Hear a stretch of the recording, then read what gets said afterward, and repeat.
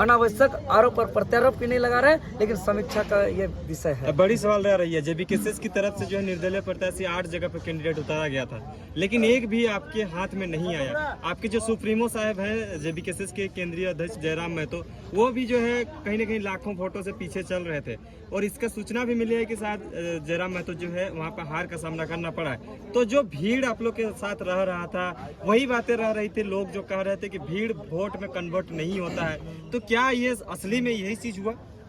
देखिए मीडिया महोदय, आज तक का इतिहास में बता दीजिए कि जेल के अंदर रहते हुए कौन ऐसा निर्दलीय प्रत्याशी है रांची लोकसभा क्षेत्र से जो इतना बड़ा आंकड़ा लेकर के आया है, जहां हम एक सभा नहीं कर पाए, एक रैली नहीं कर पाए, एक स्ट्रेटजी नहीं बना पाए, बूथ मैनेजमेंट तक नहीं कर पाए। यह जनता का प्यार है और यह जनता का भावना है। जयराम महतो जी का भी बात करें तो नामांकन के दिन से उनके साथ भी प्रशासन के माध्यम से लगातार जो है कि परेशान किया गया था, और उसका वोट का आंकड़ा लगभग 3.5 लाख के आसपास है। तो ये कोई छोटा मोटा आंकड़ा नहीं है।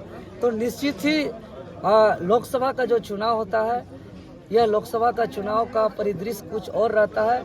और अगर हम रांची की बात करें तो एक बहुत बड़ी सच्चाई है कि हम लोग का निर्णय चुनाव लड़ने का 1 महीना पूर्व घोषित हुआ था।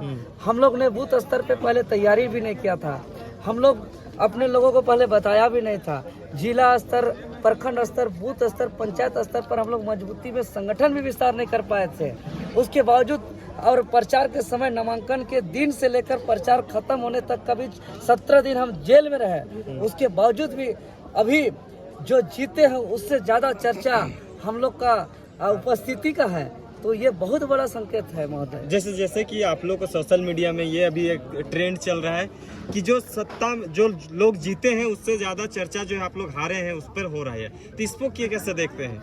जी बिल्कुल, हम तो वही कहें, चाहे वो मतगणना के अंदर कार्यरत कर्मचारी की बात करें या बूथ में बैठे विभिन्न राष्ट्रीय दल या क्षेत्रीय दल की एजेंट की बात करें या आम जनता की बात करें, जो जीते हैं उससे ज़्यादा हमारे एक शानदार उपस्थिति का चर्चा है और साफ भविष्य दिख रहा है। सभी को आने वाला दिनों के लिए शुभकामनाएं भी दी हैं कि सभी कोई अब साथ है और पूरे संपूर्ण झारखंडी जो है कि एकजुट रहेंगे। और निश्चित ही इस आंकड़ा से तय हो गया कि आने वाला झारखंड का इतिहास को बदलने से अब कोई नहीं रोक सकता है और इतिहास बदलेगा। और यह 6 महीना के बाद विधानसभा में आपको देखने को मिलेगा। लास्ट सवाल रहेगा, क्या आपके जो समर्थक हैं आपको जब आप वहां से निकल रहे थे तो आपको एक तरह से हर्षोल्लास के साथ निकाल रहे हैं, जबकि अगर कोई हार जाता है, कोई अगर ज़्यादा मतों से अगर थोड़ा सा गैपिंग रहता है तो उसमें थोड़ा सा निराशा रहता है, लेकिन आपके समर्थकों में इस तरह का नहीं देखने को मिल रहा है, इसका क्या राज है? देखिए, ये बहुत बड़ा सवाल किए। सबका लक्ष्य अलग अलग होता है। किसी का टारगेट की कोई भी हालत में जीतना और उसका उद्देश्य क्या है, करना क्या है, उसको उन लोग को स्पष्ट दिखाई नहीं देता है।